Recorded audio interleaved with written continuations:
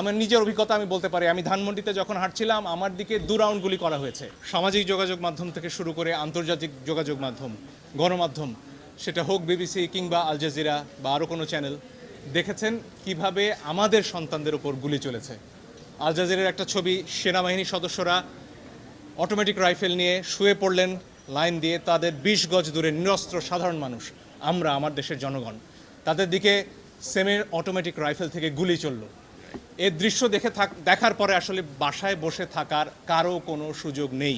আমাদের যার যার অবস্থান থেকে প্রতিবাদ করতে হবে, এবং একজন আইনজীবী হিসেবে সেই কাজটি করার জন্য আজকে আমরা আদালতে এসেছি। আমরা আদালতে বলেছি নিরস্ত্র প্রতিবাদকারীদের উপরে গুলি চলতে পারে না, যেটিকে ইংরেজিতে লাইভ রাউন্ড বলা হয়, সেটি করার কোনো সুযোগ নেই। আরও অনেক ভিডিও আপনারা দেখেছেন, একটি কিশোর 4তলা একটা নির্মাণাধীন ভবন থেকে সে ঝুলে রয়েছে, তার কিচ্ছু করার উপায় নেই, ওই অবস্থায় তার উপর গুলি চলেছে অনেকবার।